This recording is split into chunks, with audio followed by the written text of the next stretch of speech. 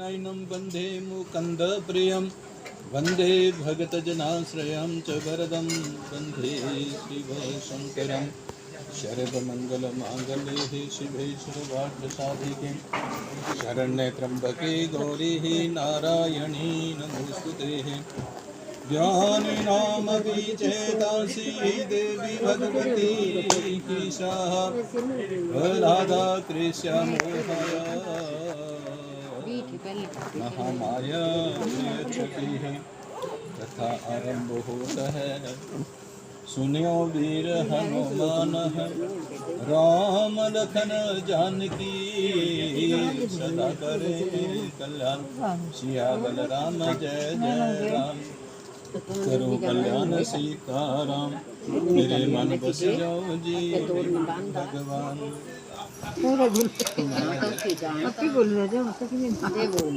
इस चंदन षष्ठी व्रत उद्यापन की हो रही है। कथा को बड़े मंचित ला करके सुनना चाहिए। कथा किसी भी व्रत की हो, किसी भी पुराण की हो, देखिए कथा का फल तभी प्राप्त होता है अगर मंचित ला करके सुना जाए। देखिए सूजी कहते हैं कि महाभारत युद्ध जब समाप्त हो गया तो धर्मपुत्र युधिष्ठिर ने बड़े बूढ़े जो दादा थे भीष्म पितामह, उनसे पूछा। राजा युधिष्ठिर ने कहा कि आपने जिस प्रकार देखो पहले सुना है कि वे पुण्यकारी और अबला स्त्रियों को नरक से बचाने वाले षष्ठी व्रत महात्म्य को कृपा करके कहिए। तब भीष्म जी कहने लगे कि विष्णु के प्रिय नारद जी एक समय कहते हर तीनों लोकों का भ्रमण करते हुए एक समय कहते ब्रह्मलोक आए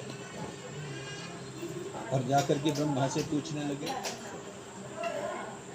नारद कहते हैं प्रभु किस धर्म से कहते श्रेष्ठ कुल में जन्म होता, ऐसा कोई फलदायक व्रत सुनाइए। हे प्रभु कहते स्त्रियों को नरक से बचाने वाला, सुख और सौभाग्य को देने वाला, भुक्ति और मुक्ति को देने वाला पुण्य व्रत जो कि कहिए। ब्रह्मा जी कहने लगे कि हे पुत्र नारद कहते द्वादशी और चंदन षष्ठी व्रत करने वाले नर नारी नरक और हीन योनि में कभी नहीं जाते, कभी उत्पन्न नहीं होते। तब नारद जी कहने लगे कि हे स्वामी परम पवित्र पुण्य देने वाले षष्ठी व्रत का महात्म्य विधि पूर्वक सुनाइए, विधि पूर्वक कहिए, क्योंकि उसे सुनने की मेरी प्रबल इच्छा है। नारद जी के श्रद्धा युक्त वचन को सुनकर के ब्रह्मा जी कहने लगे कि परम उत्तम स्त्रियों के करने योग्य षष्ठी व्रत महात्म्य का मैं वर्णन करता हूँ।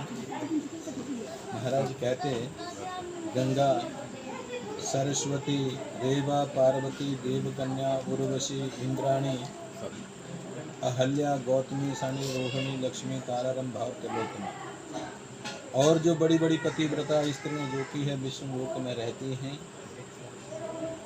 वे विधि पूर्वक जिस कथा का श्रवण करते हैं हे मुनि श्रेष्ठ उसको सुनो। एक समय कहते कैलाश पर्वत पर बैठे हुए भगवान शंकर जो कि हैं सारी स्त्रियों को कथा सुना रहे थे और सब स्त्रियों में बैठी जो पार्वती थी वो भगवान शंकर से प्रश्न करती है, पूछती है प्रभु स्त्रियां जिस व्रत के प्रभाव से कहते सौभाग्य आदि सर्वगुण संपन्न होकर के मनोवांछित सिद्धि को प्राप्त करती है उसे सुनाइए। तब महादेव जी बोले कहते स्त्रियों के लिए उस उत्तम व्रत को विधि पूर्वक मैं कहता हूँ।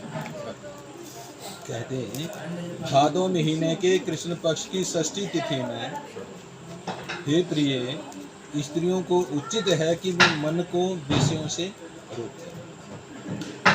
हे प्रिय उस उत्तम व्रत की कथा सुनो। ओ बेटा बैठिए तो उठ बैठ। हे महाभागे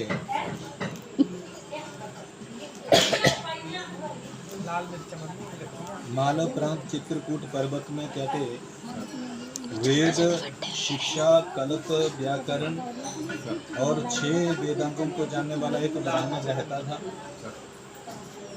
और उसी के बगीचे में एक श्रीधर नाम का ब्राह्मण जो कि तब वो ठहरा हुआ था।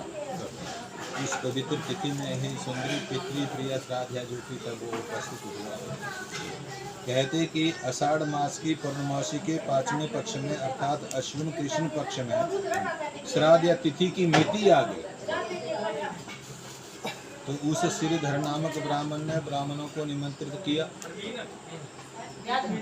और स्वयं जो कि महाराज भोजन बनाने लगा। उनके जो निमंत्रित ब्राह्मण थे जैसे महर्षि व्यास जी, वाल्मीकि, गर्ग, गौतम, पराशर और भी बड़े बड़े मुनि लोग वहाँ आए थे। देखिए उनकी जो स्त्री, उस ब्राह्मण की जो स्त्री थी बड़ी सुंदर थी, बड़ी रूप यौवन संपन्ना थी, पतिव्रता थी, विनय संपन्ना थी। उसे ब्राह्मण कहने लगा कि हे प्रिय, हे सुंदरी, कहते माता और पिता की श्राद्ध तिथि में ब्राह्मणों को भोजन कराने से कहते राजसूय और अश्वमेध यज्ञ का फल जो कि वो प्राप्त होता है। ये धर्मचारिणी देखी पतिव्रता स्वामी का ऐसा वचन सुन करके सावधान होकर के महाराज विधि पूर्वक जो कि वो रसोई बनाने लगी। जो भी जानती थी उसने सब कुछ बनाया। रसोई के बन जाने पर देखो निमंत्रित जो ब्राह्मण थे वो भी आ गए। जिन ब्राह्मणों को बुलाया गया था सब ब्राह्मण आ गए हैं, और जो ब्राह्मण था जिसने उन ब्राह्मणों को निमंत्रित किया था, बुलाया था, कहते महाराज उसने उन ब्राह्मणों के चरण धोए, बड़ा आसन दिया, पूजा की, बड़े आदर के साथ उनको बुलाया। रसोई बन जाने पर श्राद्ध के समय देखो देव योग से जो ब्राह्मणी थी वो रजस्वला हो गई। उसने देखो लज्जावश से अपने उस रजो धर्म को छुपा लिया और उससे छुए हुए बाग को देखो भोजन करके कि ब्राह्मण तो प्रसन्न हो गए, वो तो तृप्त हो गए। तो ब्राह्मण ने नमस्कार करके देखो ब्राह्मणों को यथाशक्ति दक्षिणा भी दी और फिर उसकी प्रदक्षिणा कर उनको विदा किया। कालांतर में देखो वे पतिव्रता होती हुई मृत्यु को प्राप्त हो गई, परंतु ब्राह्मणों को अशुद्ध खिलाने से वे सती होती हुई भी महाराज नरक में चली, यम दंड से वो पीड़ित हुई। कहते हैं कि उसके बाद उसका जन्म जो कि वो चंडाल कुल में हुआ, चंडाल कुल में उत्पन्न होकर के उसको, परंतु देखिए इतना सत्यत्व का प्रभाव देखिए कि उसको पिछले जन्म का बिल्कुल स्मरण है। रजदोष के छिपाने वाली जो स्त्री होती है, बोले कुत्ता की योनि में, सूर की योनि में, पिशाचनी भी बनती है, चंडालनी भी बनती है, फिर 7वीं योनि के बाद जो कि उसको मनुष्य के चोला जो कि प्राप्त होता है, मनुष्य की योनि उसे मिलती है। और उसी नगरी में जब उसको देखो मनुष्य की योनि में उत्पन्न हुई, तो उसी नगरी में उसका जो पूर्व जन्म का पुत्र था वो रहता था। वे बड़ा गुणी था महाराज, वेद शास्त्रों को जानने वाला था, बड़ा नम्र था, पढ़ने वाला था, वेदों को पढ़ने वाला था, वेदों को पढ़ाने वाला था, दान भी देता था, दान दिलाता भी था, यज्ञ भी करता था, यज्ञ करवाता भी था। जितने भी ब्राह्मणों के अंदर गुण होते हैं सारे के सारे गुण उस ब्राह्मण के बीच में थे। देखो एक बार क्या हो रहा है कि उसके घर में एक यज्ञ चल रहा है, बलि वेश्य देव नाम का यज्ञ हो रहा था, और उस यज्ञ में वो चंडालिनी आ गई, उसके पिछले जन्म की मां। देखो वे चंडाल उसके घर में बलि के निमित्त की जो ये बलि दी गई है, इस बलि के जो निमित्त कहते भोजन रखा हुआ था उसको खाने लगे। तब वे क्रोधित होकर के ब्राह्मण उसे घूर करके कहने लगा, रे चंडालिनी मेरे घर से चली जा, क्योंकि तेरे देखने मात्र से कहते अशुद्धिता होती है। देखो चंडाल का अगर दर्शन भी हो जाए, जब तक सूर्य का दर्शन ना करे तब तक शुद्धि नहीं होती, या गंगा स्नान ना करे तब तक शुद्धि नहीं होती। महाराज चंडाल से छू जाने पर गंगा स्नान करना पड़ता है, और उसका वचन सुन करके उसके पिछले जन्म की माँ महाराज उसके घर से रोती हुई चली जाती है। देखो जिस चंडालिनी के साथ स्वभाषण मात्र से वस्त्र से स्नान करना कहा है, जो चंडाल योनि में प्राप्त हुई, उसकी माता ने अपने स्वरूप को आज अपने बेटे को महाराज कहते कि स्वप्न में दिखाया और कहा कि हे पुत्र तू जाग रहा है या सो रहा है? अरे बेटा मैं भयानक नरक में हूँ, भयानक नरक की पीड़ा से अत्यंत दुखी हूँ, ये सुन करके उसका पूर्व जन्म का पुत्र कहने लगा, हे माता देखो सारी की सारी बातें स्वप्न में हो रही हैं। हे माँ, किस पाप से तुम कहते चंडाल कुल में उत्पन्न हुई हो? मैं बड़े आश्चर्य में पड़ा हूँ, कहिए इसका क्या रहस्य है? माता कहने लगी कि तुम्हारे पिता ने एक बार बड़े श्रद्धा पूर्वक अपने पितरों का श्राद्ध किया था। कहती उसमें एक बाधा हो गई, क्योंकि मैं भोजन बना करके चौके में ही थी, और कहते मैं उसी समय रज्जोशोला हो गई, और उस महापाप को मैंने गुप्त रख लिया, किसी को बताया ही नहीं। ये बेटा उसी पाप से मुझे चंडालिनी होना पड़ा, बड़े भयंकर नरक में है, मुझे धर्मराज की यम की दुस्सह यातना को सहन करना पड़ रहा है। देखिए उसके वचन को सुन करके उसका पुत्र जो कि वो कहने लगा कि हे माँ, अब तुम अपने मोक्ष का उपाय कहो। अरे माँ, तू जो भी कहेगी वही यत्न मैं करूँगा। उसकी माता कहने लगी कि हे पुत्र देखो सुनो, भाद्रपद महीना कृष्ण पक्ष की षष्ठी तिथि सब तिथियों में सब तीर्थों में पवित्र है।